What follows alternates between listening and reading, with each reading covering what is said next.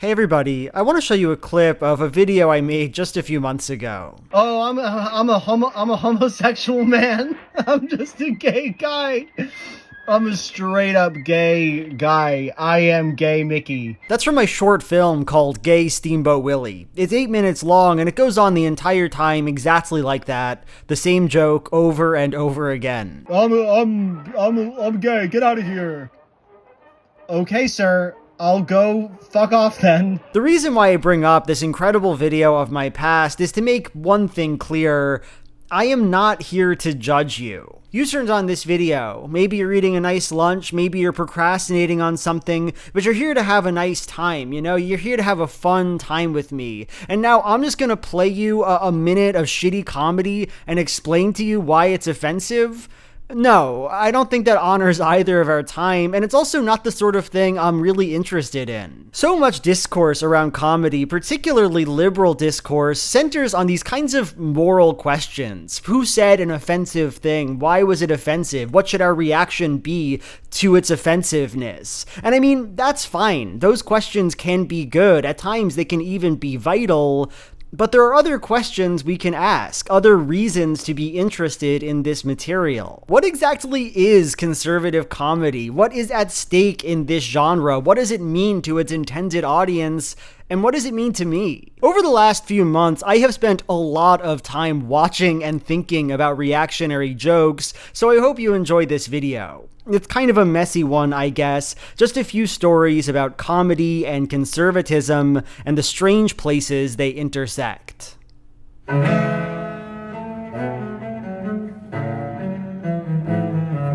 One of the most viewed videos about the idea that the Earth is flat comes from the YouTuber Sears. Welcome to the 21st century. The Earth isn't round anymore because it never was, because it's flat. This was 7 years ago, 2016. Mark Sargent's influential series Proving the Flat Earth had come out around a year prior, and flat Earth theory was just starting to make waves on YouTube. How do we know they were extremely concerned about the sky?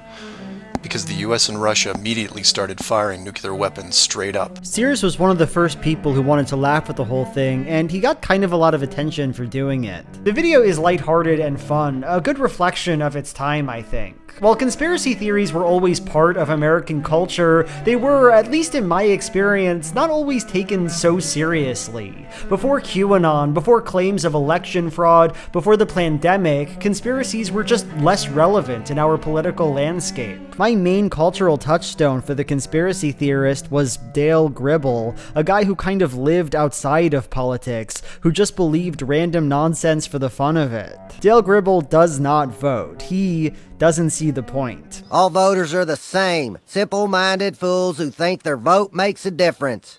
The system's broke, Hank. The election baby has peed in the bathwater. Dale Gribble-based legend? Dale Gribble anti-electoral king? I don't know if I'd go as far as to say that I like this video. Like, JP is working with good material, right? It's funny to believe that the Earth is flat, but the sketch itself is just not all that great. The only argument round earthers have is the line they always say, the Earth is not flat.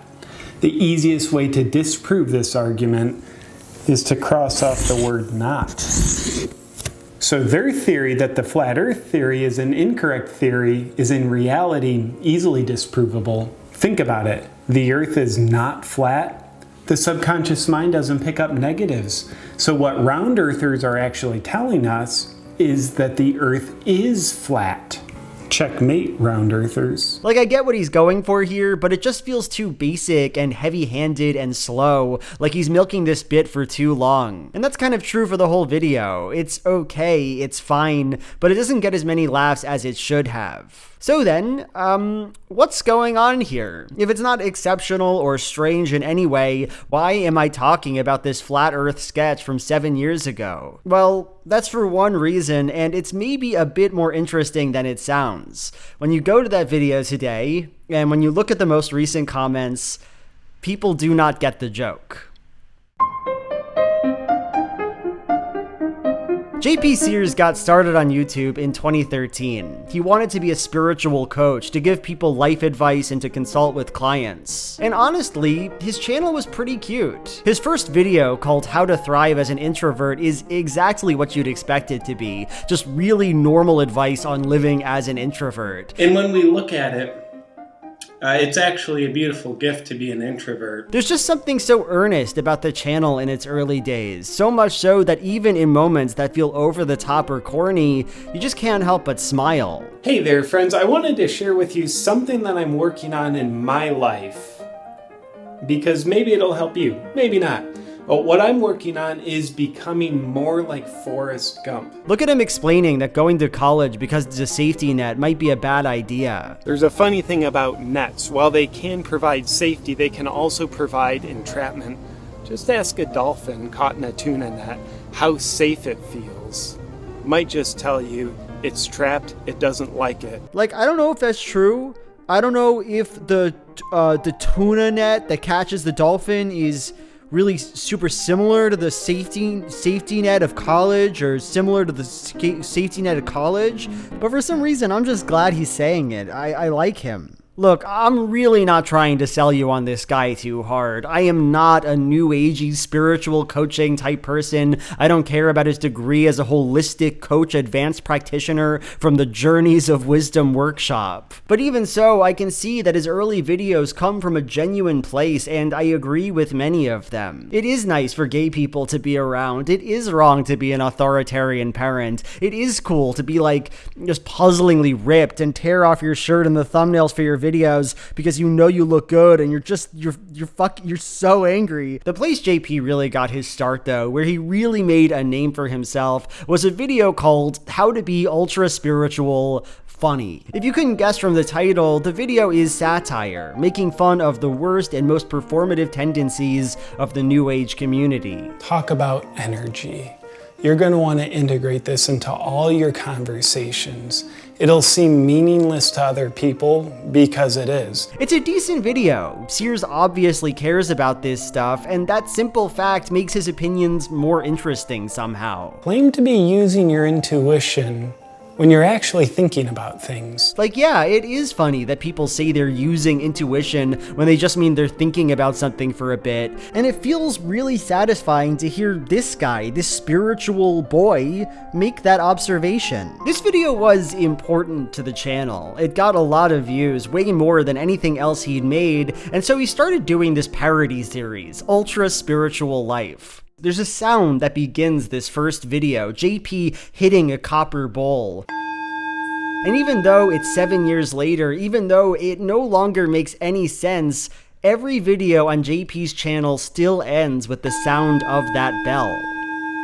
Ultra Spiritual Life was, I guess, what you'd expect it to be. The videos made fun of different kooky beliefs, and for what they are, they're fine. He chose good targets: biohacking, flat earth, conspiracy theorists. Even so, the sketches just feel, a bit generic. While the series started off being about the excesses of the New Age community, loving ayahuasca, being too into gurus, etc., it quickly spiraled into much broader topics: cryptocurrency, climate change denial. Unfortunately, you can clearly see that, objectively speaking, the climate is changing.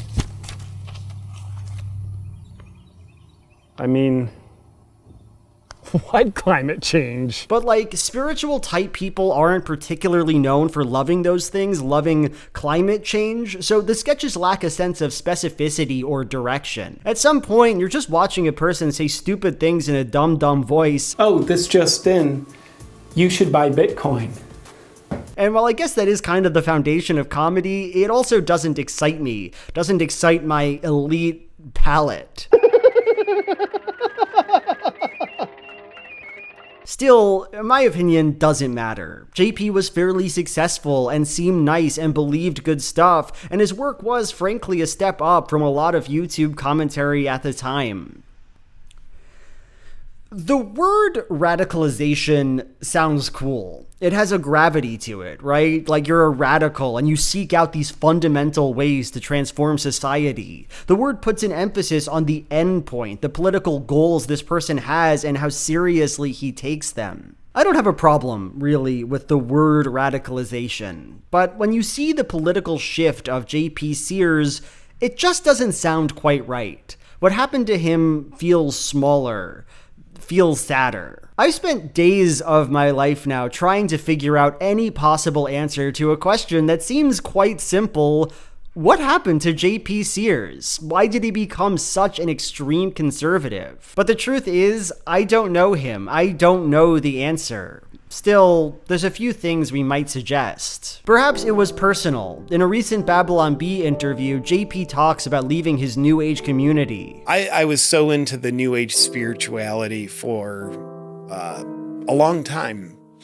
And quite honestly, I got a lot of benefit from it. And as I removed myself from that world, like moving out of California, and I start realizing, hey, there is a lot of propaganda in this New Age spiritual movement. Sears spent much of his life fully buying into this spiritual identity, believing it held the answers he needed, but it seems that he became disillusioned with that community. Around a year ago, he made a video called When Yoga People Become Conservative, and it just stinks of grievance, a sense that these people shunned him, rejected his masculinity or whatever. Yeah, my old community was all about love and acceptance. They shunned me for thinking differently than them. Yeah, it's weird. Now I feel like I no longer have to hide any sign of my true masculinity from my new community. Dude, it is good to be in Texas. Yeah, man, I'll tell you, back in California, there's still people completely oblivious to what's going on. But recently, I started seeing it because I'm awake, so I moved. I feel sorry for those morons back there that still don't see what's going on. And it's not surprising to me that when he lost that group, he went in search of another. Steve Eichel, a cult researcher, talks about this idea cult hopping, how people who leave one cult will often seek out another to fill the void. And while I'm not saying that JP was in a literal cult, it's not hard to see the similarities here. Perhaps it has something to do with COVID-19. On April 5th, 2019, months before COVID started, he made a video called Vaccinations, a Fendi Award winner, episode 4. In it, JP comes out and calls Bill Gates a hypocrite because he says he loves jabs so much, but he didn't vaccinate his own kids. But things took a turn towards Hypocritville when the Gates family private doctor came out revealing that Bill allegedly refused to have his own children vaccinated. This claim comes from an article from the publication Defend Democracy Press, which reports that a doctor at a symposium says, "I don't know if Bill Gates had his kids vaccinated as adults, but I can tell you point blank he refused to vaccinate them as children." So this claim was debunked. The paper that originally published it, Your News Wire, stole it from some blog and later retracted it. But also, as an aside, the story is just so weirdly written. In the second paragraph, it reads, "The comments caused a stir among physicians at the symposium, with claims he was breaking doctor-patient confidentiality, according to reports. However, as he was speaking to other physicians, he was not breaking the industry code of conduct." I guess the original blog wrote that to make it sound more legit, but I really don't know why they bothered. That's obviously not how HIPAA works. It's not carte blanche for doctors to just expose all their juicy gossip to each other. Anyway, JP sharing this article makes it clear just how sympathetic he was to anti-vax sentiment, how willing he was to indulge in misinformation. And of course, that feeling would only get more intense with time. I think COVID-19 was a radicalizing moment for a lot of people. Folks were inside all the time, they were looking at their computers, and they were afraid. At base, the pandemic demanded that the public be at least willing to trust the claims of big governmental institutions, the death counts they reported, the safety guidance they advocated, the vaccines they produced. And if that trust made you uncomfortable, if you could not wrap your mind around the size and meaning of this pandemic, then I think it was kind of easy to become an extremist. If these institutions are literally just lying about everything, if essentially every country in the world is pushing out fraud, dangerous vaccines, and forging the positive effects of those vaccines, then you have to figure out why they're lying, what they get out of this strange grift. And because everyone is in on this, because everyone is against you, the conspiracy must be massive and terrifying. This is all to say, J.P. Sears went into the pandemic already believing that that vaccines were scary, that the elites were trying to control us with their medicine. So it makes sense that when the pandemic hit, COVID denialism became the centerpiece of his new conservative politics. So admittedly, I was a little anti-vax, but the past 3 years, I've opened my mind, my eyes, done my own thinking, and now I'm just completely anti-vax. At any rate, whatever the reason for JP's political transform he did. When you watch his channel in the last 3 years, it feels as though a light switch turned off inside of him. He used to affirm trans people, at least to some extent. Now his main thing is laughing at them. He used to mock climate change deniers. Now he's fully on board. As soon as I got to Florida, I went right to the beach to check the sea levels. And my measurements revealed something disturbing. What? My measurements showed that the sea levels had devastatingly risen to the exact same level they've been for 300 years. That's so scary. Yeah. I like how he says that just so confidently. Sea levels haven't risen. Yes, they have, JP. They've risen. I'm starting to think this guy didn't actually measure the sea. What the fuck? It's not just the big stuff either. When you have a conservative awakening, every belief you had must be inverted to fit with the new paradigm. Didn't like crypto before? Well, now you love it. It's your favorite thing and you hate fiat currency. I love fiat currency. Storing your value in US currency is like holding ice that melts away in your hand. And I say, good. Didn't like biohacking before? Well, now you love hawking heart and soil organ supplements. Today's video is brought to you by Heart and Soil Supplements. So just a fun fact, the guy who founded the Heart and Soil organ supplement company is named Paul Saladino. And when I found that out, I started screaming because I love this guy's TikTok. He's amazing. All he does is eat raw organ meat all day, every day. He doesn't give a fuck. Problem with raw liver is that it's kind of gelatinous and weird. But if you freeze it, then it's not as bad to chew, so. One thing I will say is that I'm a little bit disappointed by him running this organ supplement company, right? Like, clearly this guy thinks there's major advantages to consuming raw meats, right? Otherwise, why is he doing it? So why is he selling off this vitamin? There's no way that's as good. You should be selling cow hearts, Paul Saladino. You shouldn't be selling a pill. You shouldn't be giving people an easy way out. Is beer giving you man boobs? Maybe. The thing about JP's new content is that it's just not funny. That's probably not a great way of putting it because I actually never thought he was all that funny. But the thing about his new work though is that some of it doesn't even feel like it's trying to be funny. Don't get me wrong, he still makes jokes. In one video called When Conservatives Fall in Love, JP seems like he's in love with a woman, but then, and this is the joke, he's actually in love with a gun. Will you marry me? Because conservatives like guns is the main idea the sketch is exploring. But every so often, JP's new videos don't even rise to the level of what if I was dating a gun. Like, he has this running satirical news show called We Lie to You News. Good evening and welcome to We Lie to You News. Tonight we'll feed you trustworthy lies that you'll only need to betray your own consciousness to believe. It's exactly what it sounds like, JP's attempt to skewer the liberal media, but when you actually watch the videos, he barely even goes in for satire or jokes. And in news of someone with testicles that pretends he doesn't have them, a freshman boy on the girls' cross-country team somehow annihilates the competition as he takes home first place in the conference championships. Do you hear the problem here? If the point of this sketch is to make fun of liberals, then why does this news anchor just agree with JP Sears' position, call a trans woman a man? He should believe that she's a woman, right? That's the whole point.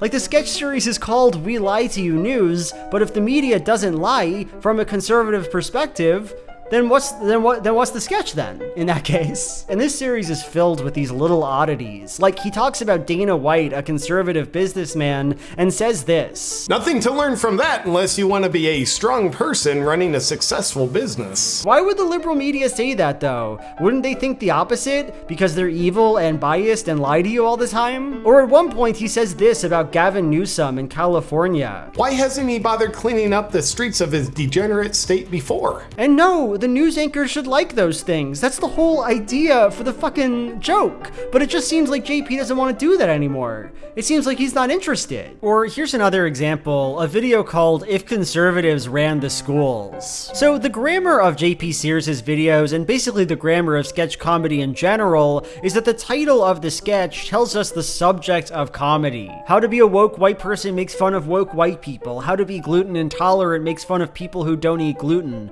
You get the idea, this isn't rocket science, and you'd expect this video to follow the same pattern, to poke fun at the idea of a school run by a hardcore conservative. That's not the case here though. Even as this guy is presented as a bit odd, more crude than you might expect a teacher to be, the sketch is basically just about how correct conservatives are, about how cool it is when they bully their SJW students. Your dad is a pansy beta male who's allergic to discomfort, probably still wears a mask. He does still wear a mask. And on a regular basis, he gets pegged by your mom whose mind is degenerated by feminism. She's probably gotten at least 5 abortions and she's proud of them. You're lucky you weren't one of them. This is it. It's the whole video, and it's so hard to watch. It's not that I don't think this sketch is funny, it's that I don't think it's a sketch exactly. Conservatives do hate progressives and trans people and abortions. They do like the idea of people like this running their schools, and they say that in comment after comment. I love this dude. As a teacher, I approve of this. I've learned so much from this beautiful video. So if this guy is supposed to be awesome, if that's how this video reads for me and for JP's audience,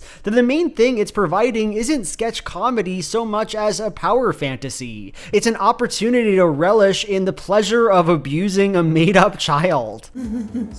Dry it up. Stop crying. You have objectively weak parents. They have failed you. But you being a soft, weak piece of is your fault, not theirs. We don't usually think of bad comedy as a stylistic decision. We think of it as a defect. Jokes are supposed to be legible, comedy is supposed to be funny, and when it's not funny, that's a problem. But there's something that feels meaningful in these failed jokes from JP Sears. Because here's the thing, if he took this satirical liberal news anchor and had him gender this woman properly, then even if it's ironic, he'd have to say that a real breathing trans woman is a woman. If he made this conservative teacher really goofy or stupid, even in a silly, uncontroversial way, then he'd have to show conservatism as an imperfect thing, be willing to laugh about it a bit. And of course, I don't know this, but it seems to me like he's not willing to do these things, to engage with the joke. And so, we get broken comedy, sketches that feel empty. If you really want to understand JP Sears though, I think there's one video that you need to watch. And unlike almost all of his most recent content, it's not comedy related. The video is called I Changed My Mind About God, Here's Why, and boy is it strange. So I asked the question, why are people getting more Christian without even trying? You might expect a video like this to be about big ideas, faith, devotion, belief in Jesus Christ. At base, that is what Christianity is, right? A belief in Jesus, thinking that he's believing that he's God and stuff. Maybe I made that up though. Maybe I got that from some kind of fever dream, because as it happens, neither the word Christ nor Jesus appears in this video once. No, it seems that to JP, Christianity is less about Christ than it is about Satan. The presence of evil and Satan that evil emanates from has never been more obvious, at least in my lifetime. The past 3 years, evil isn't hiding anymore. It's coming at us through authoritarianism, movements, people, groups, companies, governments, trying to invade our minds, invade our God-given free will. So as that's become more obvious, I think there's a natural polarity that happens. In essence, he became more Christian when he saw the devil all around him. There's something so strangely mechanical about this, it really makes me sad. Like, Sears believes in all of these conspiracies woven together in an intricate global web. He believes everyone's lying about vaccines and global warming and the deep state. He's flirted with wilder stuff, theorized that some forest fires in Hawaii were caused by space lasers. The elites know to never let a good crisis go to waste, and at other times they seem to cause the crisis that they don't let go to waste. Is this the case in Maui? Some speculate that a directed energy weapon, or DEW, was used to intentionally start the fire so that a World Economic Forum friendly, climate change fighting 15-minute city could be built upon the destroyed town of Lahaina. This doesn't make sense though, because back in January there was a meeting held on Maui about turning it into a 15-minute city. Wait a minute. That would actually make it make more sense. But what he needs now and what he cannot get is the why. What's all this for? Why did the world turn against him and turn so quickly? And here, Satan, this transcendent and totalizing evil, introduces himself and unifies all the conspiracies under one horrible banner. So no, I don't think JP's new beliefs really come out of faith, some deep-seated love in Christ or whatever, but instead come as a matter of absolute political necessity. JP has gone too far, and dark magic and cleansing light are now the only things that can hold the world together. JP Sears' Flat Earth video, the one from 8 years ago, was a bit worse than I made it out to be. Let me show you one of the first jokes in the sketch. On October 13th, 2015, a flight from Taiwan to LA, a woman's water broke. She gave birth, so they had to make an emergency landing. Where do you think they landed? Alaska. If the Earth was round, they never would have landed in Alaska, because according to this flat map of the round Earth, you can see that they'd have to go further out of their way to land in Alaska compared to just going to LA. Why did it land in Alaska? Because if you look at a flat Earth map, you'll see that Alaska is directly in between Taiwan and LA. There's no explanation for this other than the fact that the Earth is flat. So, did you catch the joke in that joke? It's right there, this line. Because according to this flat map of the round Earth, see, the problem with that flat Earth character's point is that he's using a map, a 2D model of a round object, and that map distorts the reality that when you're flying between the two, Alaska is, roughly speaking, on the way from Taiwan to LA. So, okay, so there's Taiwan, and then over there, over on there, that's Los Angeles, okay. So you might intuitively expect the route between those two places to be just like that, just this line right from one place to the other. But that, because of math, that's not true, that's wrong. The fastest route actually goes in a circle across the sphere, just like that. And you might notice something, which is that along that way, along that direction, that's Anchorage, Alaska, right there. So that's why the plane stops in Anchorage, Alaska, because the Earth is round. I'll leave a link in my description to a Wikipedia article explaining all of this if you're interested. That's kind of a complicated idea, right? A bit of a deep cut. And while that's not a bad thing at all, I don't think Sears conveys it properly. He puts the punchline right in the middle of the joke, so it doesn't really feel like a punchline, and it doesn't show his point as clearly as he could have. There are other jokes like this in the video, bits that just don't scan all that well. And back then, in 2016, that really didn't matter. Nobody would have thought that Sears was a flat earther because that's not a normal thing to be, and Sears was a pretty average person. But I mean, look at him now. The man believes down the line every conspiracy he's supposed to, and he believes in the evil God who makes his stories make sense. He sells shirts that say it's not a conspiracy anymore. Why wouldn't he be a flat earther? He actually represents the FE case rather consistently, almost makes you wonder whether he is really a believer himself and is using his sarcasm to outwit the censorship. If so, I'd say he's one clever individual. After all these years, I finally watched this thing. I thought it was your typical FE mockery. It's satire, of course, a back-asswards trick, an ingenious trap to lure Globers into his web of math and logic, and viewers fall for the headband and reverse psypopery? Well played, JP. In a time of universal deceit, telling the truth is a revolutionary act. George Orwell. JP is a closet flat earther. He knows our theories too well. Oops. The genius here is that people think this is a parody when in fact he's cleverly sharing what he knows to be true. He is actually making the case for the flat earth. It goes on and on and on and on and on like this. This has been a long discussion to get at one little idea. You might think that talking about conservatives and comedy is silly, But I disagree. Jokes mean a lot. There is something at stake in jokes, and who makes them, and what they're trying to say, and who they're saying them to. There is something deep in getting a joke, and something telling in not getting it. Almost a decade ago, JP Sears made a joke, and today that joke is a tragedy, and the fact that that is possible is scary and electrifying and thought-provoking. It's why I'm making this video. So okay, with that in mind, let's get into the nitty-gritty. Let's talk about how jokes work.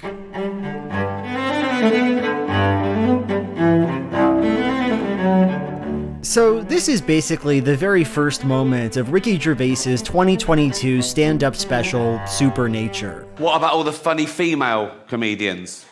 Like, No. Right. No. I'm not doing that. Okay, right. That was irony, okay? There's going to be a bit of that throughout the show. See if you can spot it, okay?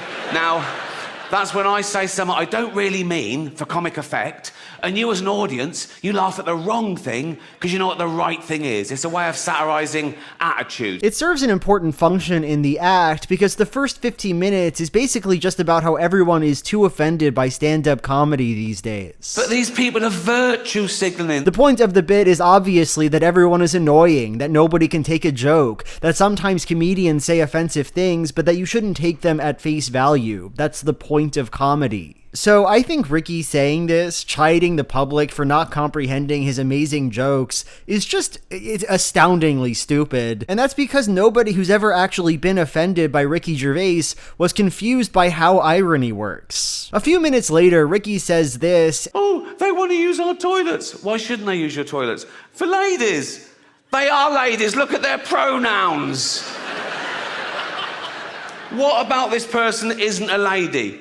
Well, his penis." And see, nobody who doesn't like trans people would ever get offended by this joke. Only trans people would. And that's because they understand how irony and sarcasm work. They understand the point of the bit, that it's silly to think a woman can have a penis. It's not that deep, right? Ricky's not playing 4D chess here. Ricky Gervais kind of does this a lot, acts weirdly defensive about his own material. Like he says this in Supernature. And when someone says to me about another comedian, they say, "Oh, they're not funny." Even if I agree with them, I stand up and I say, "Well, you can't say that. You've got to say, you don't find them funny," you know? And I hate it when people say, "That joke was offensive." I say, "No, you've got to say, you found it offensive." And you know he thought he was cooking there because he says the exact same thing on a podcast. I want people to stop saying, "That joke's offensive." Yeah. I want them to start saying, "I found it offensive." But like, what are you talking about, Ricky? That's dumb. When someone says you're not funny, they're just saying they didn't think your joke was good. Of course it's their opinion. Whose else would it be? And when someone says something's offensive, usually they just mean they disagree with you intensely about some political issue that they take seriously. And both of these claims are completely normal responses to a politically charged comedy act. When you're making what amounts to "I identify as a helicopter" jokes that would have Ted Cruz fucking dying of laughter, people are gonna say, "That's not funny, that's offensive." And it doesn't make sense to correct them, Ricky. They're not wrong to say you're not funny. So when I look at these opening minutes of Ricky's special, all I see is cope. Like he really wants to advertise himself as someone doing this super deep work, speaking truth, acting as a kind of public intellectual, pushing social boundaries. I do like to make them think as well, and I do like it to resonate, and I do like them to, you know, think of it the next day. But when you actually look at the act, especially at his most offensive, politically incorrect material, he's doing nothing of the sort. Her penis, you fucking bigot! He's not pushing social boundaries, right? He's policing them, reinforcing traditional social order. Men are men, women are women, and so the idea of trans people is inherently ridiculous. It's simple, really. He's putting the freaks in their place. So we can see a dissonance here, right? Between Ricky Gervais's ambitions and the actual meat of some of his jokes. And in order to resolve that dissonance, he pretends that what he's doing is more intellectual than it is. That was irony, okay? There's going to be a bit of that throughout the show. See if you can spot it, okay? See? You guys don't know how comedy works. You don't understand my incredible irony. You shouldn't say I'm not funny. You should say that you don't find me funny. Okay, whatever. Here's the thing. Ricky Gervais is not alone. Sure, some of his jokes are annoying, but like a lot of comedy, maybe most of comedy, is about establishing boundaries, enforcing social norms, punishing unacceptable behavior and expression, and doing all of that in a way that manages to feel covert, secret, transgressive. Let's talk about The Office for a minute. I know that The Office is also a Ricky Gervais property, and that's great for him. He slayed with that one. But for our purposes, I'm more interested in the American version. So, Michael Scott is a kind of deviant actor, isn't he? He's the person at the party who thinks he's your friend, but really isn't. He's selfish. He's bad at reading social cues. He's insecure. I'm not worried. To HR. You know what? The only thing I am worried about is getting a boner. He's offensive, too. He makes a lot of racist and sexist jokes, not because he's a genuine bigot, but because he's desperate for attention. What if Pam was a lesbian? What if she brought her partner in to work? Would that be crossing the line? No. What if they made out in front of everybody? Basically, Michael is a satire of the anti-woke comic. He makes shitty jokes and then blames his audience for not laughing. Try my googie googie. Try my googie googie. Try my googie googie. Try my... Jim is the other main character on the show, of course, and he's the opposite of Michael. What do you say? Jim?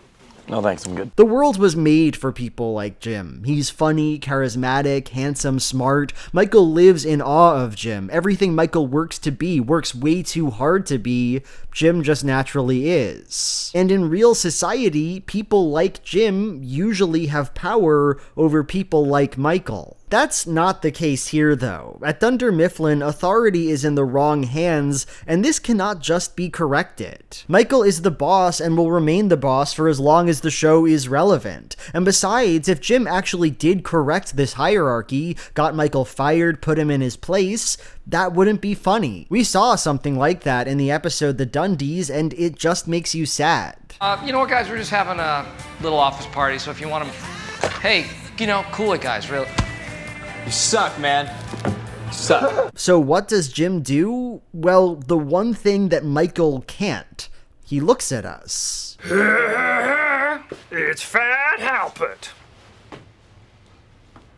What? In that moment where Michael does something stupid and Jim turns to the audience with his iconic Jim look, power is reasserted over the office. But not administrative power, disciplinary power, but the power of judgment, of side eyes. Michael can do what he wants, be the boss and treat people horribly, but at the end of the day, we know where the real authority is. We know that Michael is a freak, and we can feel that, laugh about that, because we are in community with Jim. That's the joke, right? That's the punchline. It's not just Michael acting like an asshole, but Jim being on our side, telling us what an asshole he is. You may think my interest in conservative comedy comes from problematic people and the problematic things they say, but that's not really the case. Rather, I'm interested in this stuff because comedy is politics, shares a shape with politics. Comedy, in many cases, is about the formation of in-groups, about who gets to decide what reality is,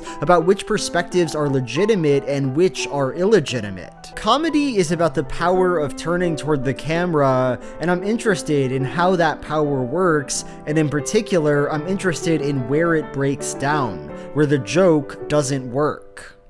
We already talked about one case of this, didn't we? We have JP Sears. In 2016, Sears wanted to establish a boundary. The earth is round, I am a part of the group that calls it round, and together we get to laugh at the people who wrongly disagree. But a few years ago, that boundary failed to function. JP's audience is now the people he used to make fun of, and so his sketch no longer reads properly. But there are other examples of this, more subtle ones, more nuanced ones. In order to explore these ideas further, I now want to talk about two very different moments of failed conservative comedy. But I feel the need to say something before we get into it. It's easy for these conversations to be bogged down in questions of who is and is not a conservative. I don't like conservatism, obviously, and so it's easy for my use of the word to feel like an insult. But the thing is, if we want to have a productive talk about this, we actually have to move past that stigma. stigma. My purpose in the following examples is not to tell you this is a bad person or even this is a wholly conservative person. I don't care about litigating anyone's identity, not really. All I care about is the jokes. All this to say, let's talk about the Nostalgia Critic. Around a year ago now, I had the idea to make a shot-for-shot remake of the Nostalgia Critic review of The Wizard, the 1989 Nintendo product placement film. Well, there's no doubt about it. Nintendo games rock. Movies based on Nintendo games blow. Therefore, movies about Nintendo games blow rocks. I didn't end up doing this. It would have been way too much work, and in any case, I think it would have come off the wrong way. See, you might think I wanted to make that video just to make fun of the critic, this strange online figure and the mixed legacy he left behind. But the truth is, I like that video. I think it's really funny. And where might we find this, Lucas? Within the twilight of the full moon, when the sky is dark, but the fire of the stars pierces through the night. That is where you will find Lucas. Like, I'm sorry, Doug Walker nailed it with that one. I know this might come as a shock to you, but I wasn't a particularly popular 12-year-old boy. I didn't have a lot of friends in middle school. I was a weird, chubby dweeb. And because of that, I spent a lot of time as a kid resigned to the world of media. To be clear, I don't mean good media, fancy media, big books. I mean that I watched just a whole lot of reruns. Every day after school, I would spend hours watching old episodes of King of the Hill and Avatar: The Last Airbender and South Park. It was just so comforting, it's hard to explain. The reason I say this is that when I discovered the Nostalgia Critic in 2008, when I watched his Wizard video, it meant something to me. Doug wasn't the first person to make funny media about TV shows and movies. There's Mystery Science Theater and Charlie Brooker's Screen Wipe and Orson Welles' remarkably strange and wonderful documentary, F for Fake. By way of introduction, this is a film about trickery. Fraud. But the Nostalgia Critic was the first time I experienced something like that, and in his videos, in his obsession with the banal art of his childhood, I saw something of myself, and that was really cool. I mean, what were they thinking? I don't lose sleep over this, don't get me wrong, but there is something I find sad about Doug's legacy. Over time, I really think his videos have gotten more formulaic. He seems less interested in his material now than he used to. There's little problems with timing that make his jokes feel less dynamic. Like, look at these little pauses at the ends of his sentences. If that didn't get a laugh out of you, don't worry, they have like 8 more attempts at it. Still has more chemistry than most Sandler rom-coms. Like how these films cost millions, yet they look like a Nostalgia Critic review. You know what, I actually need to put a bit of an aside here because this is really important to me. Doug, you need to change the way that your videos are edited. You need to fix this. Doug, I'm not trying to say I know everything about comedy, that I'm some kind of comedy guru, but I do know one thing, and it's that comedy comes from a sense of spontaneity and joy and ease and rhythm. You know, comedy comes from a feeling that you're getting your friends to laugh, that you're enjoying something together. And what these little pauses do is communicate loud and clear to the audience that you're just sort of sitting in front of a camera going down a bunch of lines, that there's nothing of your soul in it, that there's nothing about it that tickles something inside of you, and the audience can sense that. You know, people don't like to go to open mics because of the feeling of desperation in the room, because of the awkward silences after the comic says their shitty joke, and that is what these pauses are simulating, right? That feeling of emptiness after the comedian wants you to laugh but you're not. You need to cut them out. You need to get rid of these pauses. If you watch this video, I want you to understand that this matters to me personally. Thank you so much for hearing me out. Also, to be fair, I'm just not 12 anymore. I've changed. The media landscape has changed, and a lot of his takes about movies just don't work for me now. What do you mean Truman is being creepy when he makes a collage of the woman who he loves and who was taken from him? But you could argue this is kind of creepy. Is the beauty of love creepy to you, Doug? Do you hate love? What are you talking about? What do you mean the new Little Mermaids Under the Sea sequence looks better than the old one? Okay, so again, to the film's credit, this is the only part of the movie I actually like better than the original. That's crazy, Doug. That's wild to think that. Anyway, here's what I'm trying to say, and I'm taking a really long time to say it. Despite whatever affection for the Nostalgia Critic I have, the sad truth is, when I think about his content now, I think about the Wall video.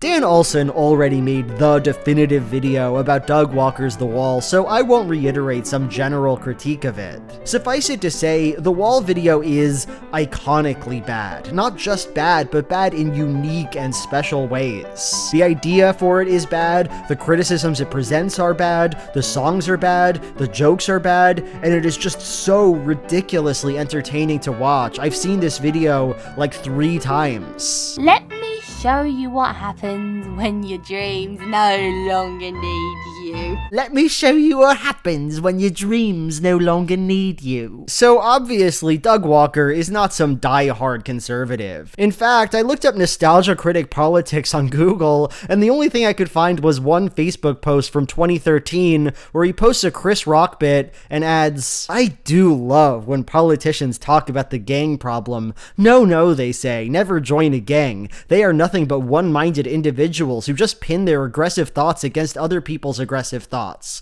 Now, which side are you on? Republican or Democrat?" Damn, that's fucking true though. In one breath people say gangs are bad, and in the next one they say be a Democrat. Which is it, politicians? What were you thinking? I mean, what were they thinking? Anyway, yeah, he just seems like kind of a milquetoast centrist liberal type, and that's fine, that's his prerogative. But when you watch his Wall video, I don't think it's hard to see a reactionary tendency. Not one born of sincere politics, but of laziness. The basic joke throughout the video is a kind of vapid, smug appeal to the goodness of authority and how embarrassing it is to express sadness about society. Someone wants to criticize abuses of education and Doug goes, "Shut the fuck up." LOL, so school sucks. Grow a damn pair of balls. Someone wants to sing about the horrors of World War II, this event that devastated a generation, and Doug goes, "Shut the fuck up. You are so annoying. Why are you complaining so much?" So long, Oscar bait song. Smoke a bong and it will feel less wrong. So the whole thing is kind of like this, but there is one moment in the video that stands out to me as transcendently horrible reactionary comedy, and that is Doug's parody of In the Flesh. That one's looking stressed. He wants to feel impressed. Put him in the wall! The song is pretty simple. It's about how cancel culture is bad, and about how people who engage with it are terminally online. That one looks like he really wants to be outraged. Now with social media, you have the stage. So then, why does this song stick with me so much? Why do I think it's the worst, least funny, most embarrassing point of the entire review? Well, my answer might surprise you. I think it's because it's too emotionally vulnerable, too revealing. I got some weird news for you, sunshine. This was dissing Thatcher's administration. But it's vague enough to put anyone you fear. Politician, showman, just put their face here. Doug begins his song with these words, but simply put, that doesn't make any sense. It is borderline incomprehensible. No, when you listen to In the Flesh, you can't just substitute the evil dictator guy for any politician or showman that you don't like. He's pretty explicitly a send-up of right-wing authoritarians. Are there any queers in the audience tonight? Get him up against the wall! It's like pretty intense and on the nose, honestly. And that one looks Jewish. And that one's a coon! So in the moment that Doug says this, claims that the song is vague so he can make this tedious point about cancel culture, we realize something. This isn't about The Wall. It's not about making jokes about the movie. It doesn't even feel like he's seen the thing. Instead, it's about Doug and the things that Doug wants to say. Around 2 years before this Wall video was released, a number of Doug Walker's former employees made a document about their experience working for his online media company, Channel Awesome. News of the document quickly spread online, and people began using the hashtag #ChangeTheChannel. I'm not saying here that I know Doug, know why he made this joke, but when you watch the characters in this Nostalgia Critic fever dream replace the inaudible fascist chanting of the original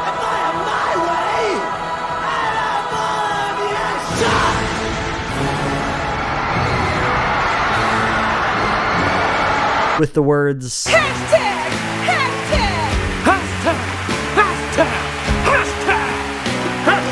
you cannot help but think of the hashtag that changed Doug's life. Think of the critic and the people who hate him on the internet. Don't worry, as long as you don't see me as human, you can hate me all you want. Perhaps we could accept before that Doug just found the more adolescent qualities of the wall laughable, cheesy, but here, with this song, we realize what a lie that is. Doug's problem is not that the wall is melodramatic or that it makes over-the-top metaphors, compares 20th century British education to World War II or whatever. Yeah, we're really comparing this to high school? No, it's just meant to look weird and creepy. They're not implying that. He is literally, at this moment, standing on a stage comparing the experience of being cancelled to the film's treatment of the Thatcher administration. A metaphor literally cannot be more ridiculous or self-martyring than that is. No, the through line here genuinely is an irrepressible emotional identification with power and a refusal to engage with anything that challenges that power,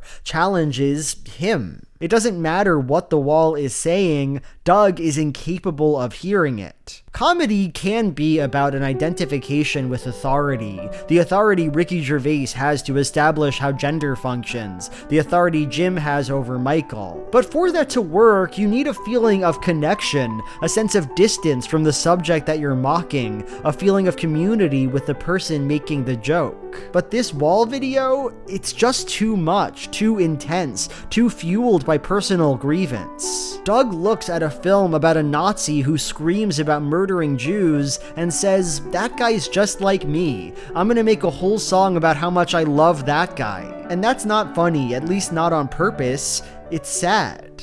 So Doug Walker made a joke and nobody laughed. And look, we can talk a lot about that joke, I find it fascinating, but at the end of the day, the reason the joke doesn't work is that it's not funny, obviously. But here's an idea: what if a joke can fail because it's too funny? Because the comedy is too good? Everyone has Ace!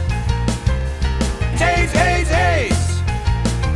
So okay, let's talk about Team America World Police, the Matt Stone and Trey Parker puppet movie about the war on terror. And so this is the end of our story. And everyone is dead from AIDS. Team America centers on the actor Gary Johnston and his cooperation with a US anti-terrorist squad. At its core, the movie seeks to answer one question: what if the marionettes from Thunderbirds had penises and balls and stuff? And while that might sound stupid, it's also at times pretty great. I like to watch the puppets make love. I like it when they fight against house cats. Most of the jokes in this movie are puppet-oriented, they're jokes about puppets, and that rocks. Still, my interest in Team America, at least for the purposes of this video, is less about the puppets and more about the things they do.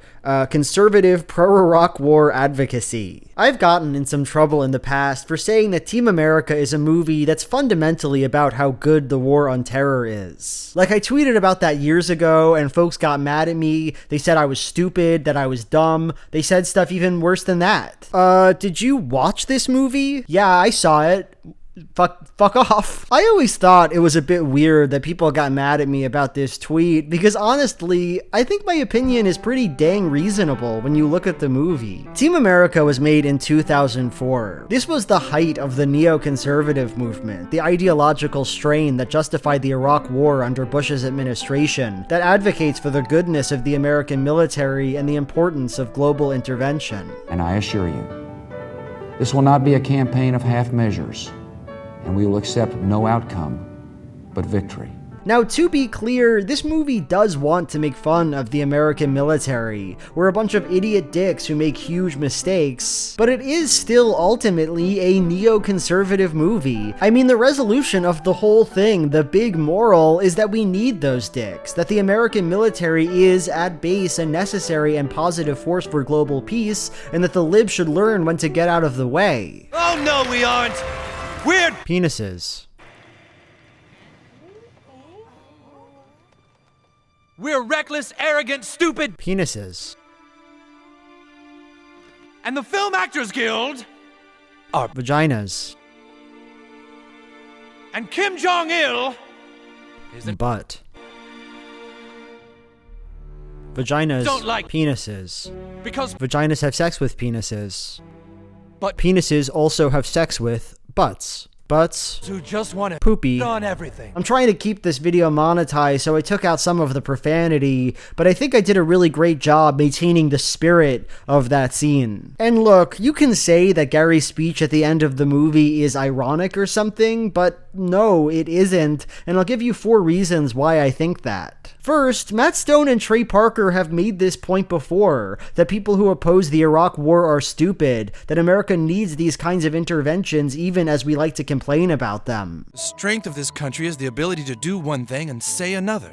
Yeah, if it weren't for all you guys protesting, well, everyone around the world would hate the American people instead of just the president. And if it weren't for you people flexing your arms, America could easily get taken over by terrorists or China. Second, this is just not how Parker and Stone function as creators. Have you seen an episode of South Park? The moral is usually played extremely straight. Third, the creators were pretty clear with their intention. There are interviews with both Parker and Stone where they reiterate how much they agree with Gary's speech. 4, I don't know, watch the speech, watch the movie. I think it's pretty clear what it's doing, honestly. So, can I admit something to you? I hated that. Like, as I'm writing this, I'm wondering if that section was too long, too boring to even include. Don't get it twisted, I think I'm right. I think I understand the themes of Team America World Police perfectly well, but I'm just not sure that I wholly agree with the project of this kind of criticism. Recently, I rewatched Team America World Police, and one thing that surprised me about the film was that so many of the things I remembered about it from childhood, so many of its most iconic moments, happen in the first, 30 minutes. And many of those jokes are so iconic because they do a great job making fun of the United States and its war on terror. Like, who can forget the first moments of the film where the team destroys all of Paris because they're trying to thwart some terrorist threat? All right, Sarah! Yeah! All right, Step into it! It's a scene with such an obvious meaning, but it's still really memorable and funny. And when they repeat this scene a few minutes later, when Team America blows up Cairo to stop some terrorists that aren't even doing anything, it's still funny. More effective than the film's direct skewering of the US and its actions, though, is the film's cultural criticism. Freedom isn't free. It calls folks like you and me. There's the song Freedom Isn't Free, this parody of American recruitment propaganda, country-themed gibberish. Freedom costs $1.05. The line, freedom costs $1.05, has this interesting double meaning to it, right? Yes, you have to fight for your country, you have to pay your dues, but also, maybe our freedom is being cheapened here. Maybe the word freedom is being used as a meaningless distraction from the reality of American military intervention. After all, who got their freedom when Team America blew up Paris? And then, of course, there's the song America Fuck Yeah, the most famous thing in the whole movie.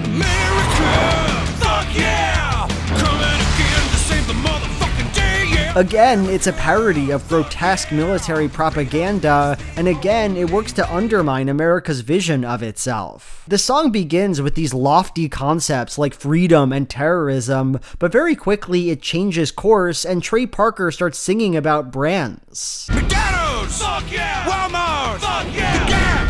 Fuck yeah! It's like the song is saying that these brands are what America really is, that these are the entities our soldiers are fighting for overseas. After the first 30 minutes, though, the movie completely changes. Like, Team America blows up Cairo, and that's bad, but then they never actually do another bad thing. And in any case, it's time to get serious and introduce the film's real antagonists, Kim Jong-il and the liberal celebrities who support him. Say hello to our new partner. Now we start hearing more about how Gary, this symbol of America, has a huge amount of power, about how he has to use that power to bring peace and justice to the world. Why am I the only one? Because you're the one with the power Well, to I don't want the fucking power!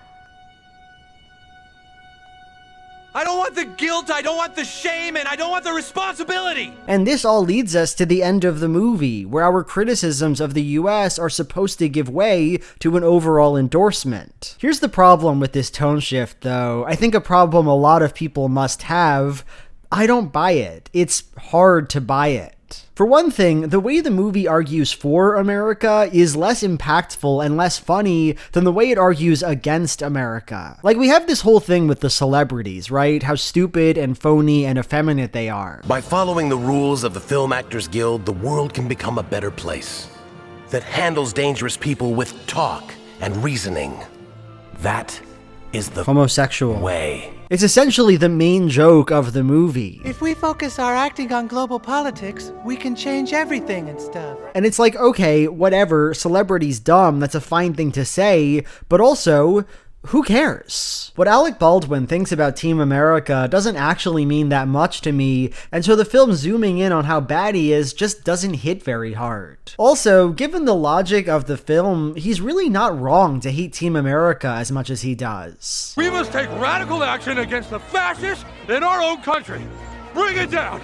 Bring it all down! If some foreign country blew up Paris or Cairo, I don't think I'd trust them to fight the terrorists, so I'm not sure why I'm supposed to trust the US. I get that Alec is like super gay and stuff and homosexual and gay. The global warming and corporate America. But they don't really come off as stupid as the movie makes them out to be, so the joke doesn't scan as well as it otherwise might. There's a kind of similar problem with this final speech that Gary gives. Now, I do think this speech is pretty funny, and I especially thought it was funny when I first saw it at 8 years old. I mean, this guy's straight up talking about pooping. We are gonna have our dicks and our pussies all covered in shit. I didn't think I needed to bleep that one. I thought I'd just keep that one in as a special treat to the curse word lovers in my audience. But it's not funny like the first 30 minutes are. America Fuck Yeah, the opening Paris scene, these moments are genuine works of satire. They make you laugh with the points they're making about the United States. Gary's moving speech, though, it isn't satire. The comedy doesn't come from the ideas he's expressing, but from the fact that his moving speech has curse words in it. And all of this creates an interesting asymmetry for the audience, because even as we're directed at the end of the movie to revise our thoughts on the Iraq War to come to this neoconservative conclusion,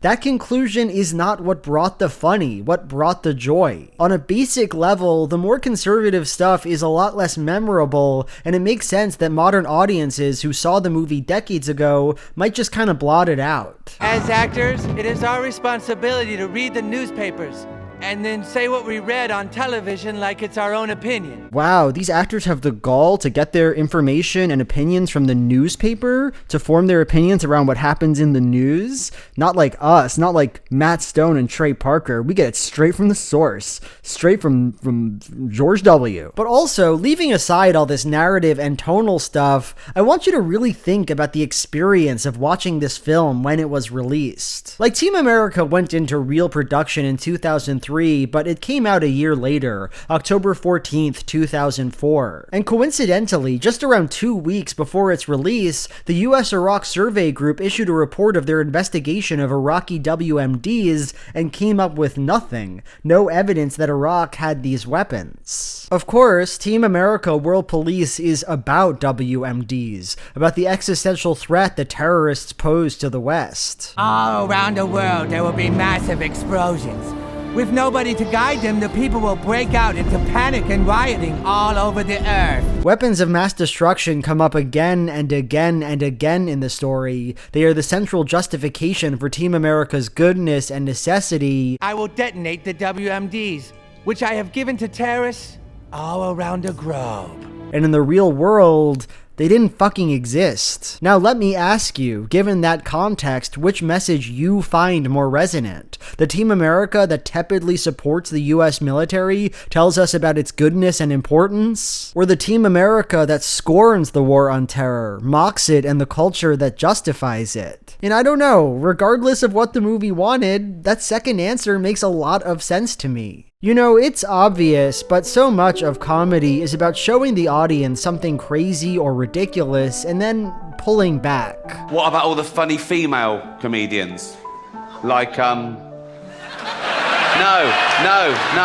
right. No. Ricky Gervais says women aren't funny, but he's just joshing you. He's so smart and you're so dumb, so you don't even get that he's actually being a woke hero with this joke. That's when I say something I don't really mean for comic effect. Ricky here wants to make a misogynistic joke, wants to explore this taboo, but he wants to do it in a safe way, one that ultimately affirms the goodness of that taboo. Team America follows a similar pattern. It makes fun of the US, and then it looks back at you and says, we didn't mean nothing by it. But in the end, the movie kind of fails at that. The jokes went too far to come back.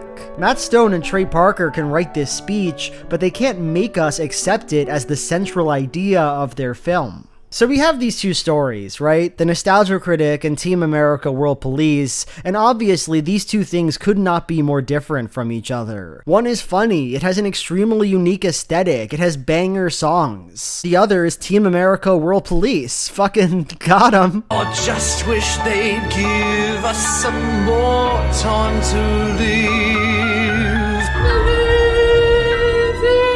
But in the end, these works kind of tell us the same thing, that comedy is about identity. First, there's the author's identity, Doug Walker and his connection with authority, Matt Stone and Trey Parker and their identification with the US military. And second, there's the identity we have in relation to their work. Do we accept the position of the author? Do we agree with them? Are we in community with them? When a joke does everything it wants to do, these structures are often invisible. In fact, I don't think there's anything so invisible as a joke that works. Comedy brings people together, right? It's all about connecting with and enjoying other people, and so it's supposed to be light and airy. But when a joke doesn't work, when it does not accomplish what it sets out to accomplish, that connection falters. We come to see that we are not the community described by the joke, that we don't fit with the boundaries it establishes, and from that perspective of difference, we can observe so clearly how the machine operates, where it places us, what it's saying, why we didn't get it or like it. If a joke represents society, then a failed joke represents society in tension,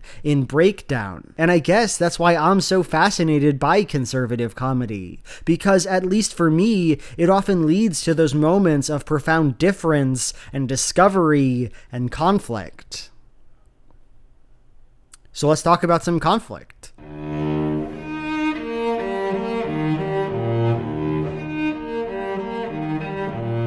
So there's a question that kind of hangs over videos about conservative comedy, and it's an obvious one. Why is conservative comedy like that? Why is it so bad? To be honest with you, I don't really like this question, and that's for two reasons. First, there are funny conservatives. I think Matt Stone and Trey Parker certainly have conservative leanings, particularly on the economy and foreign policy, and they're good at making jokes. And besides, we have Nick Adams, that guy who tweets about Hooters all day every day. You know, he's an icon. That's three guys right there, and I could probably keep going. Second, this line, conservatives aren't funny, what is it? It's an insult, right? Having a good sense of humor is like the primary tool we use to make new friends and get along in social situations. I mean, according to the website yourtango.com, a man who's irresistible to women laughs loud, hard, and often. My point is, when we say conservatives aren't funny, most of the time, we're really just expressing that we don't like conservatives. And that's fine, it's fine to say that, but it's also not, deep political commentary. Even so, I'm not gonna deny something. Conservative comedy has the potential to be some of the worst shit you ever saw in your life. Not just bad, but bad in a deeply fascinating way. And for that reason, I now want to dive into one bit of horrible conservative filmmaking, explore how it works and why it is just so bad. Let's talk about the most triggering comedy of 2023, Lady Ballers. In a world where women's sports is being transformed. Lady Ballers was made by the Daily Wire, a conservative news site founded in 2015 by the iconoclast Ben Shapiro and the film director Jeremy Boring. You might be asking yourself right now, who's Jeremy Boring? What has he directed? Was he the guy behind Killers of the Flower Moon? Was that him? Did Jeremy Boring do Shutter Island? No, that's actually Martin Scorsese. Jeremy Boring, on the other hand, is most famous for directing, writing, and starring in the most triggering comedy of 2023, Lady Ballers. Lady Ballers is about a basketball coach, Rob Gibson. Rob used to be on top of the world. His high school basketball team won a bunch of games, and to top it all off, he had a wife. But that splendor was 15 years ago, and now he's washed up. He was fired from his high school coaching job and now works at the rec center. His wife left him, and now she's dating some hippie guy played by Matt Walsh. My body's a sacred temple. I'm all about physical fitness, bug-based foods, mRNA vaccines. In order to get back on top, he starts a basketball league where men pretend to be women so they can defeat the cis ladies, make a bunch of money, and be winners again. So obviously this movie is a big social commentary about trans women and sports and liberals, and we will talk about all that. But first, I think we need to take a look at the more non-political jokes of this movie, the jokes I wouldn't be so triggered by. And it's good. The more triggered you are, we promised that you would be triggered, so if you're triggered, then I suppose we fulfilled our promise. Yeah, so I guess we wanted to make the most triggering comedy of the year, and I thought that'd be pretty cool. To make it Because look, I might be biased against this movie. I am willing to admit that to myself, but I genuinely do think it's deeply unfunny and poorly told, like downright incompetent as a comedy. There are two moments in Lady Ballers that got a smile out of me. The first is where this woman says this, "Oh my crap, I teased an ally." The second is the Ben Shapiro cameo, where he just gives his all to the role. Technical, and you shut the f up, transphobic motherfucker. Absolutely slays it, and I can't deny that fact. Outside of that though, the movie's jokes are they're just so boring. Like, okay, there's these two brother twin guys, and they're always interested in the same girl, and they're always fighting. She isn't into you. No, she's into you. And their interactions are played like a joke, but for the life of me, I'm just not sure which part's the funny part. It just keeps coming up, too. These boys fighting. Is it funny because they're dumb? I guess that's it. Or there's this random guy who's trying to buy a male prostitute, and his whole thing is that he's creepy and a country boy and says how much a lot. How much? We're not actually ladies. I said, how much? So, okay, I can, I guess, excuse one joke like this in the movie. It's not funny the first time, but I do get it. The joke is that you think he's a straight freak, but actually he's gay, and that's awesome. But here's the thing, this is actually like the main running gag of the movie. It just keeps coming up. How much? How much? All I said was how much. Why? Who's it for? There's nothing to this joke. Or let me zoom in on what I see as the lowest comedy moment of Lady Ballers. So the Baller Boys go into the woods to find a basketball player who they want on their team. His name is David. They're talking to Dave, trying to convince him to play basketball again, and when he says no at first, they call him fat a bunch. Disgustingly fat. I miss you, pal.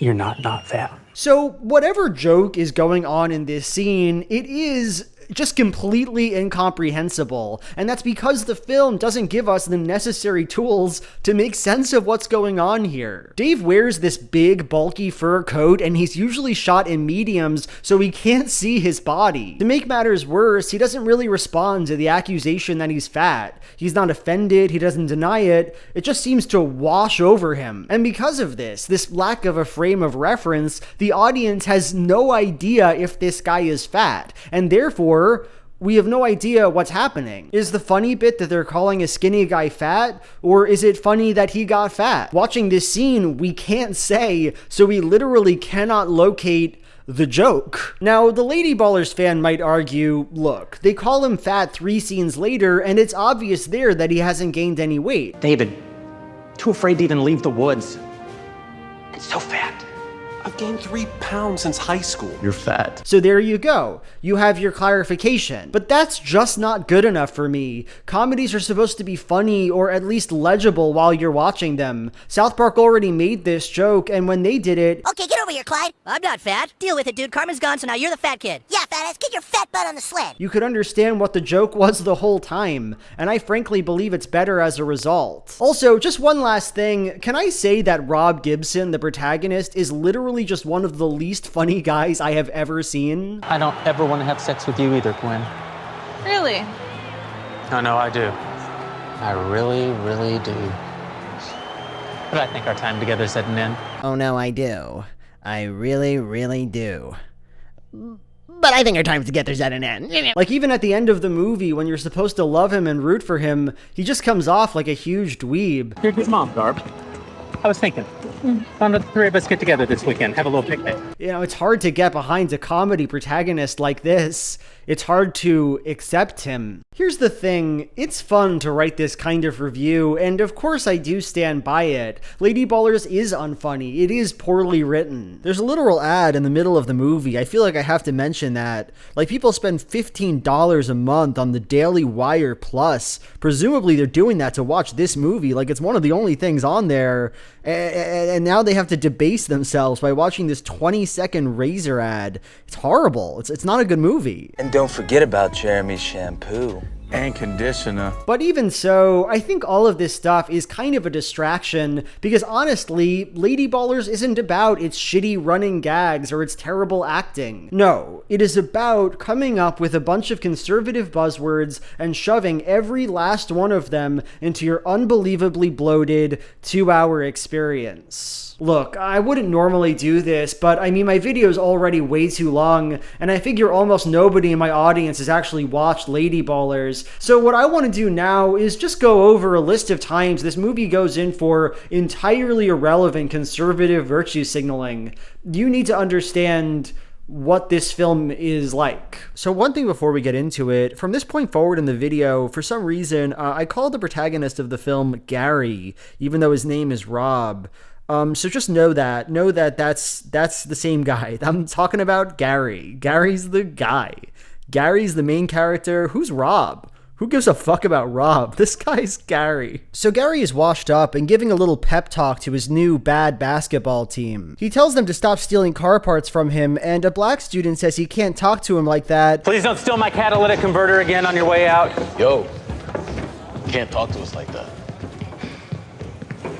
You're right, Kevin, I'm sorry. But drops the tool he presumably used to steal the part. Hey, buddy, you dropped your cordless reciprocating saw. About a minute later, Gary is fired from his coaching job because you can't tell your black teenage students to not steal anymore. It's racism, Rob. You can't tell a bunch of teenage boys not to steal. Which sucks, honestly, because they're always stealing. Gary goes to pick up his daughter, Winnie, from school, and this woman has the gall to wear a mask. Gary calls it an obedience trap because he's like a rebel. It's the obedience trap, lady. I can't hear anything through it. He asks Winnie what she learned in school today, and as it turns out, she learned about how communism is good and even got to witness a trans girl's penis for some reason. Some boy showed you his penis? What? No, not a boy, Daddy. Gross. Mary Margaret, she's a girl. Gary drops Winnie off at her mom's house, and the mom's new boyfriend is a liberal who eats bugs and loves vaccines. Bug-based foods, mRNA vaccines. I don't know what's up with conservatives, but they are so obsessed with this bug eating thing. Like, there's another reference to bug eating in this movie. Why? Who is eating bugs, and why do you care? So we jump forward 10 minutes, and Gary is talking to Alex. Alex was on Gary's basketball team 15 years ago, but now he's a drag queen because he failed at acting, and that's because he's a white male. Turns out white male of non-exotic sexuality is the only ethnic group not being cast by Hollywood these days.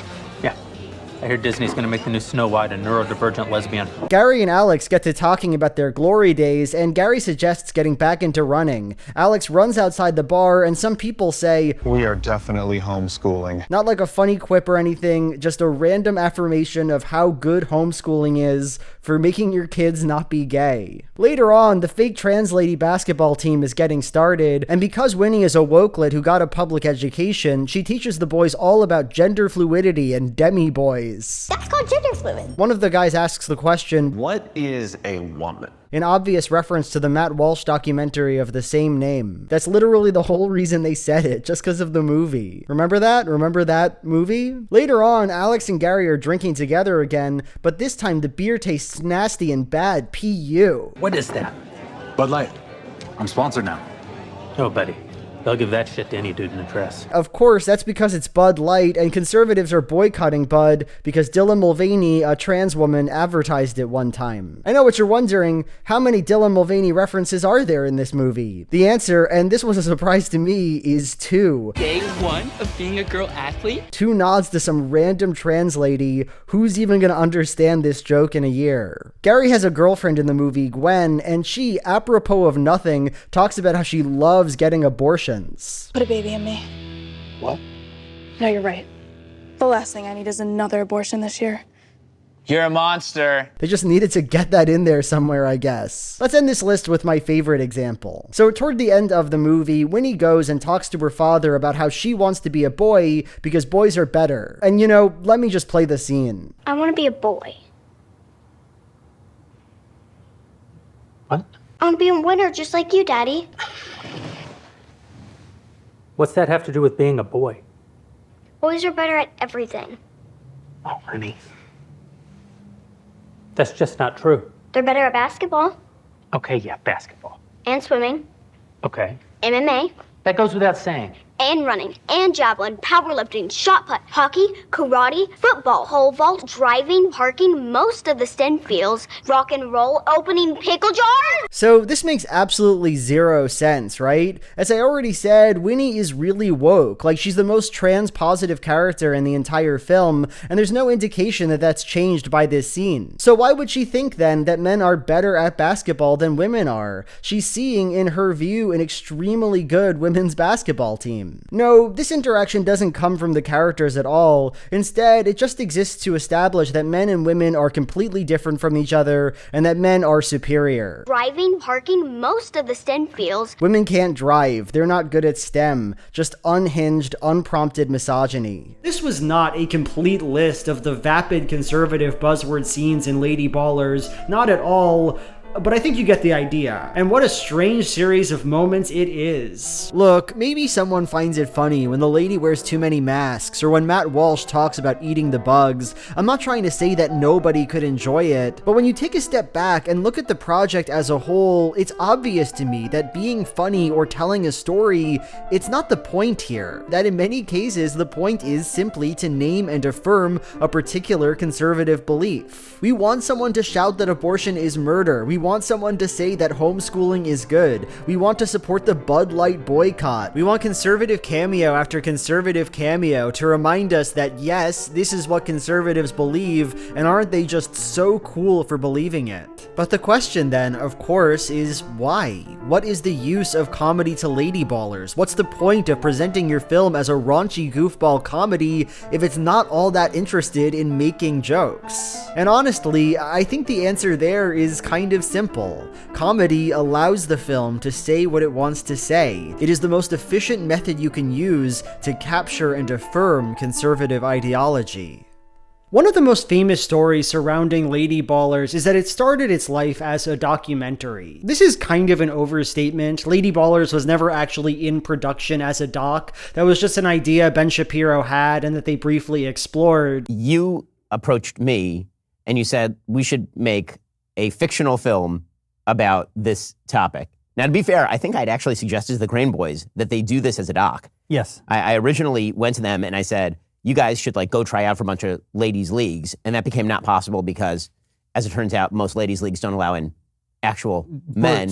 men, and they weren't willing to go the full distance in terms of what it would require. Still, I find this moment valuable because it reveals something about the film Lady Ballers. This movie, it's basically just how conservatives see reality. The Daily Wire team really does think that women's sports face an existential threat, that men would find it easy to enter female competitions, and that lying about your gender to take women down at basketball is a pretty reasonable thing to do. Even so, reality isn't on their side with this one. You can't just pretend to be a woman and start playing against women. As Ben says, trans women need to take hormones to compete in women's leagues. There just is no credibility to this story, even as it feels real to many conservatives. So, if you want to tell a story about something ridiculous, but want the audience to take it seriously, engage with it as an important problem, what do?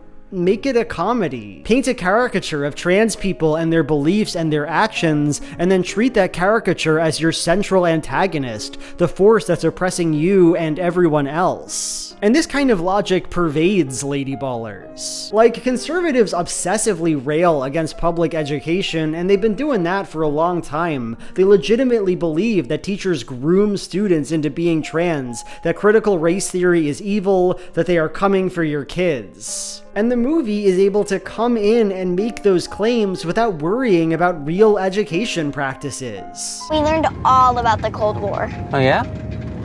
Our history teacher led us in a moment of silence for all the workers exploited by the capitalistic system. It's a joke. Jokes are supposed to be hyperbolic and ridiculous, and because of that, the movie has more freedom to simply present the strange beliefs that conservatives actually have. I think the most interesting case of this sense of victimization can be seen in Gary, the protagonist of the film. 15 years ago, Gary was doing great, and now he's doing poorly, but it's not clear at all what's happened to him to make him a failure, why he lost his high school coaching job in the first place. The same kind of holds for Gary's wife, like, why did she leave him? The wife says this line toward the end of the movie, "I never cared if you won or lost. I just wanted you to be happy." But what does that mean? What did Gary actually do? Was he bad to her? And if so, how? But the thing is, Lady Ballers doesn't want to answer those questions. It just wants Gary to be a victim of society, a world that punishes winners, discriminates against amazing traditional white guys like him. And because there is no grounded or thoughtful way to tell that story, because it is a conservative delusion, we can just skip it. In the second part of this video, we talked about how a lot of comedy is about inverting power structures, taking characters we think ought to have power and placing them in an absurd world that deprives them of that power. And because it's part of the structure of comedy, that inversion usually doesn't require much explanation. While The Office does eventually give us some insight as to why Michael is in charge of this branch, these explanations don't really make sense, and that's fine. That's the premise of the show. And you can see in Lady Ballers how useful that genre convention is. Conservatives believe they are a marginalized identity, that the world has abandoned them, thrust them unfairly to the bottom, and through comedy, Jeremy Boring can tell that story effortlessly. But as we know, comedy doesn't just work to invert social order, but also to produce it, to create boundaries. And of course, Lady Ballers is very interested in that project too. So one interesting thing about this movie is that it presents its world as this liberal dystopia, but in the end, it's a very fragile dystopia. It's a dystopia that is easy to break. Like, okay, everyone in this society is really supportive of trans women. They love to see them compete, they rally around them. The movie has a whole thing about how trans women actually make women's sports better because women are bad at sports. It's ladies basketball, boys.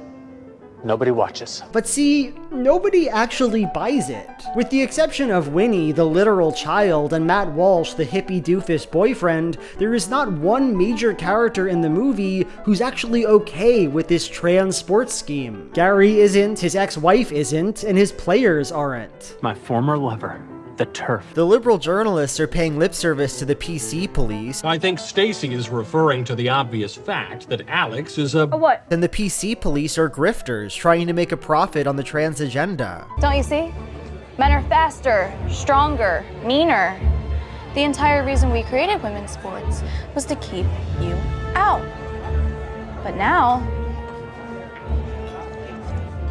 soon all the best women will be men. I didn't have to play her whole little speech here, but I just wanted to show you it because I do think this is the absolute worst editing I've ever seen in my life. Just look at that. Look how nasty that looks.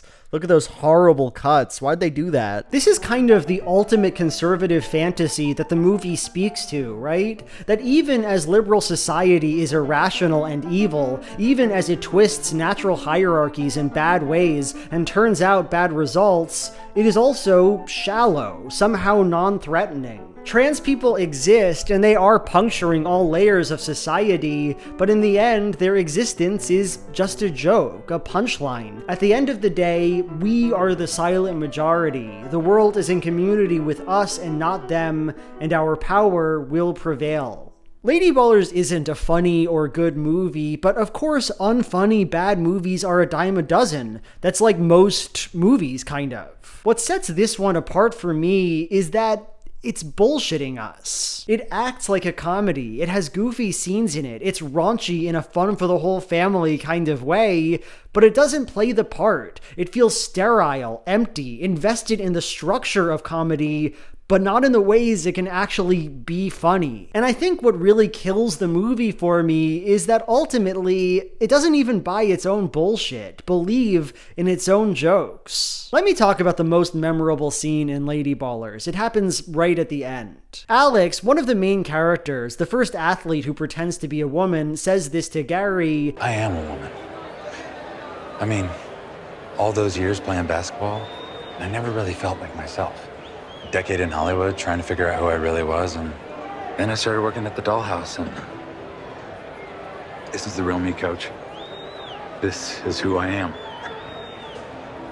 Proud of myself for the first time. And Gary takes a moment and punches them in the balls. How can you be so sure I'm not a woman?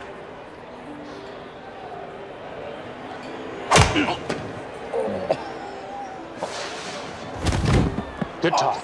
This moment feels really ugly to me. Like, Gary and Alex are supposed to like each other. Their relationship is central to the movie, and this is how it ends, with Gary punching Alex back into the closet and walking away. It doesn't even work. That's the crazy detail. In the very last scene, Alex is in therapy, talking through their dysphoria with Jordan Peterson. The punch clearly resolves nothing. Gary just did it because I guess that's what you do to trans people. As strange as it is, this moment is obviously crucially important to the film's ideological project. If Lady Ballers had just been about a number of imposter drag athletes, sure, that would have made a conservative point, but not a very strong one. We all know, or at least know of, a few trans women, right? And they're not like these male athletes. Speaking personally here, my trans friends aren't scamming anyone with their gender. None of them even compete in professional women's sports, a fact that frankly blows my mind given how easy it would be for them,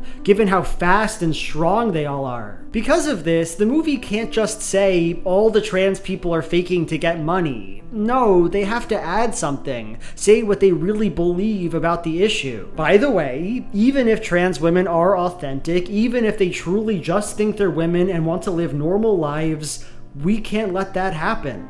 We can't accept it. And what's striking to me is how this moment works against the entire feeling of the movie, the way it functions as a conservative comedy. They want to tell this story about conservative victimization and triumph. We're the normal people with normal beliefs, and nobody honestly disagrees with us. But, you know, that's not what this scene is about. In it, Gary isn't a victim of anything. He isn't being pushed down or mistreated, and his best friend, someone we've obviously grown sympathetic to, doesn't see things his way. In this interaction, we realize the simple truth. Lady Ballers isn't a movie about common sense or protecting women's sports or whatever. It's a movie about what disgusts conservatives and what conservatives can justifiably do to not be disgusted.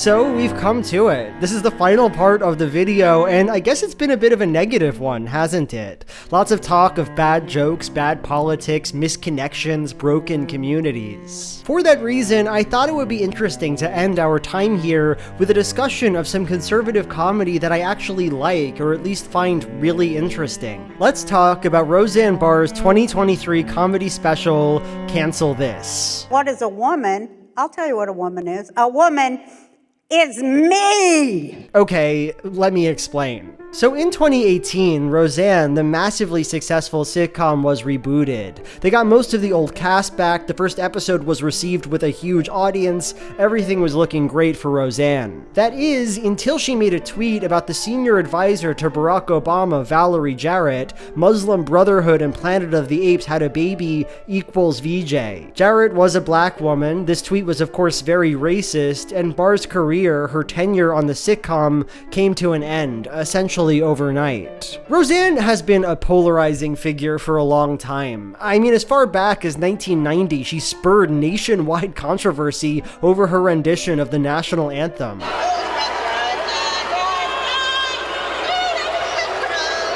This was pretty big news. How great is that? In 2012, she ran for president with the Green Party and made a documentary about it, another iconic moment. Around 2016, though, she started getting really into Donald Trump, diving further and further into QAnon shit, Pizzagate shit. And these days, Roseanne is basically an extremely angry mouthpiece for conservatives. Stalinist!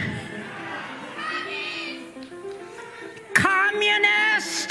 I don't think it will surprise you when I say this woman is not well. That's not my opinion. Roseanne has spoken at length about her struggle with various mental illnesses, about being institutionalized throughout her life. Watching as she pisses away her talent and her legacy on this conservative nonsense is genuinely sad to me, but she was talented. I think it's important to remember that. I already showed you that national anthem clip. You saw how great it was, but she was also just a really good comic. She has a great stage presence and her material was solid. Roseanne, why don't you never try to be more aggressive in bed? Do you believe that? Somebody says something that personal to you anyways? You try to be more aggressive in bed. So I thought about it and everything. Then the other night we're laying there and he reached for me, so I said, no! I'm not gonna tell you that every joke in her 2023 special is good. There are a lot of absolute honkers. What is my gender, Mom?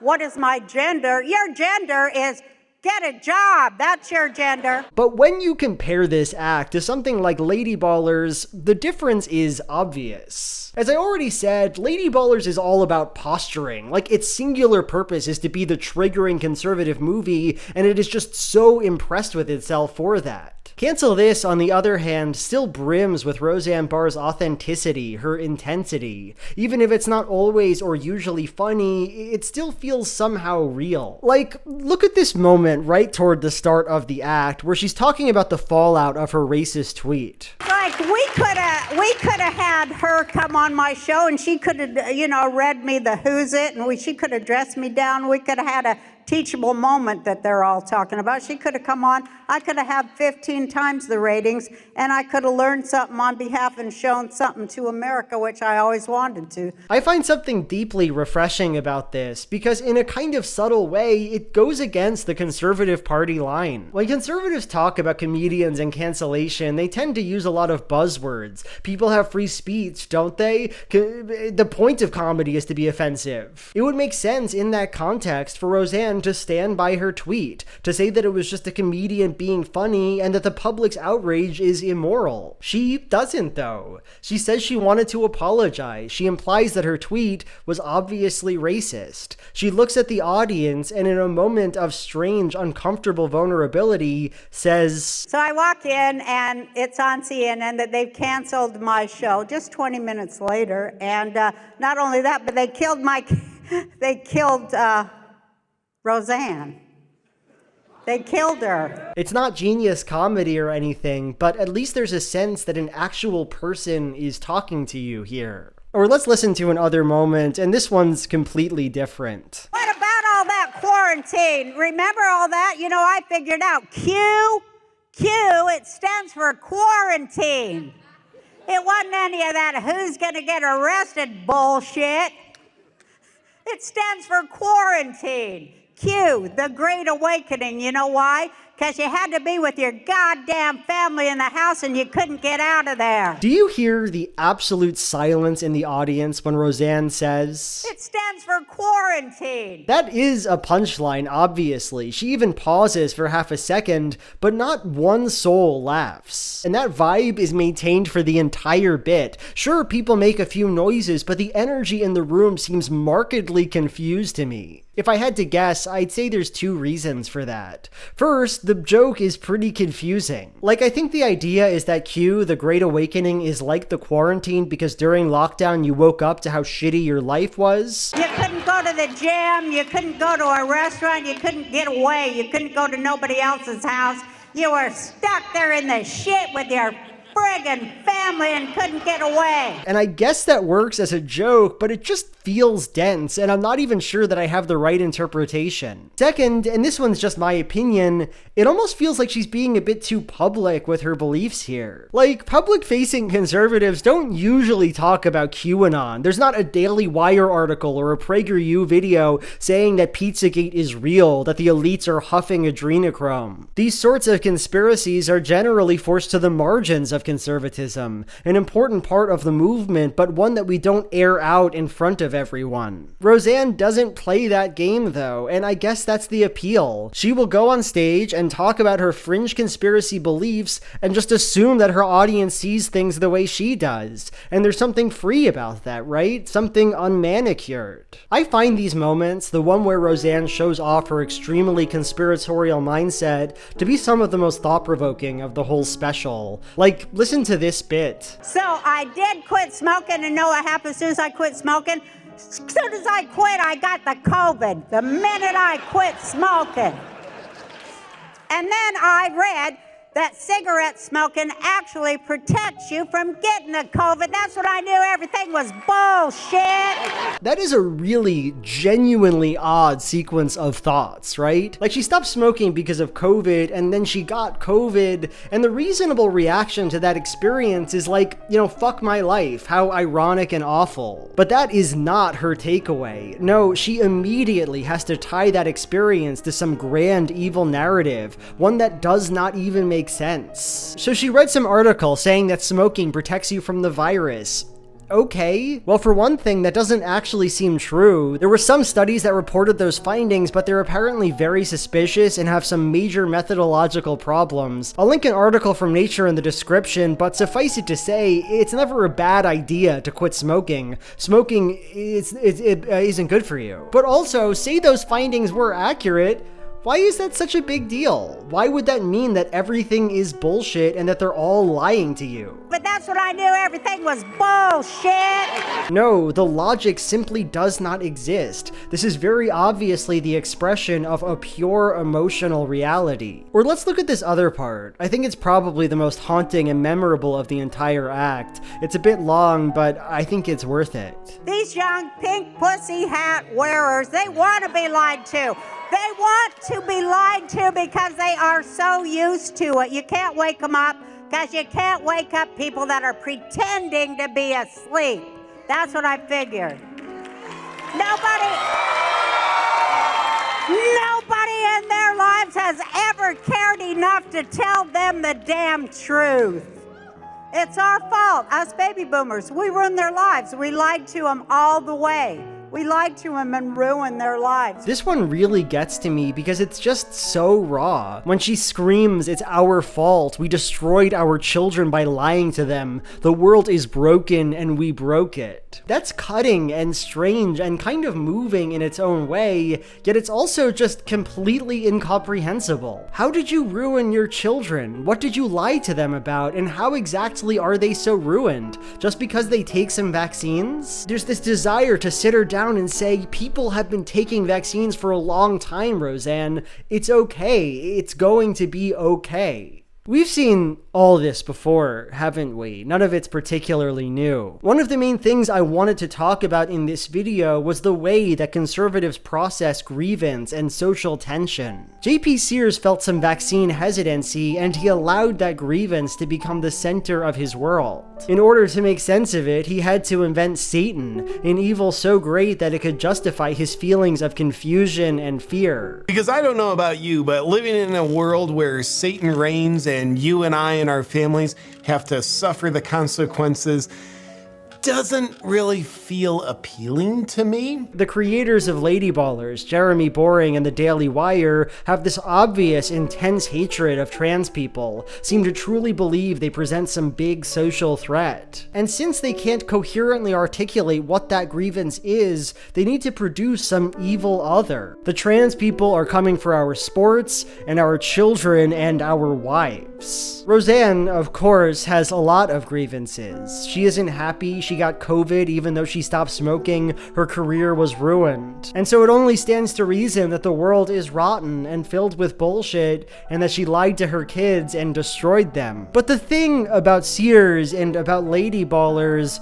is that they can always return to the safety of a joke. Sure, Sears believes that the government very well might have weather devices and that some political cabal is sucking the blood of children, but he also seems to understand how strange those claims really are. And so jokes, even bad jokes, empty jokes, half jokes, can offer him a kind of freedom, the ability to express these dangerous or scary thoughts. Sure, the Daily Wire believes that trans people will destroy society, but they also don't think that. They know better. They have to put those ideas in a movie and call that movie a comedy. But ultimately, Roseanne is alone on that stage, and she has no safety. She isn't hiding behind anything. The audience is mostly quiet, and she doesn't seem to want anything from them, not really, and it's powerful to watch because it's not a joke. So I guess that's the end of the video. I guess that's all I had to say. There's no real reason why I'm in the Nostalgia Critic gear right now. I just figured, why not give the people what they want? What the people are clamoring to see, me wearing the Nostalgia Critic costume. Also, I criminally underused it, didn't I?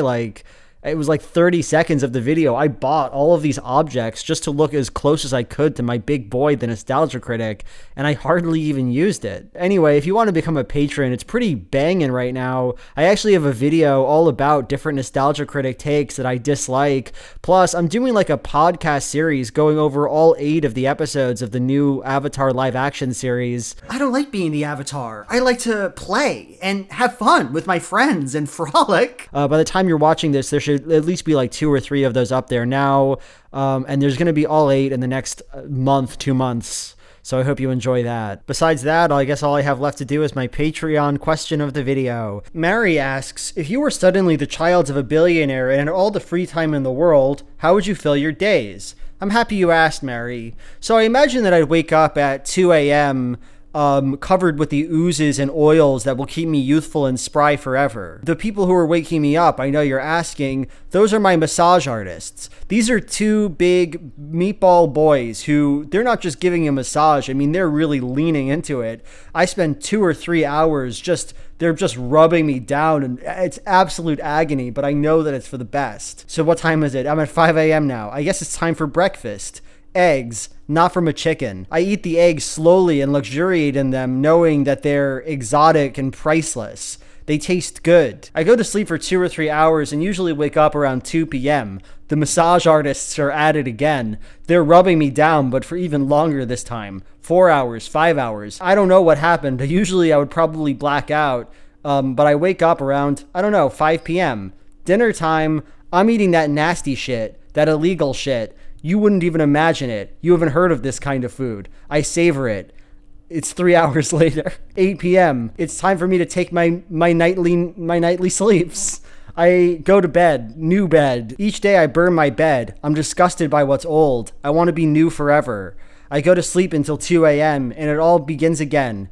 So that's what I would do. That's my life. Billionaire daddy, life ain't so baddie. Bye.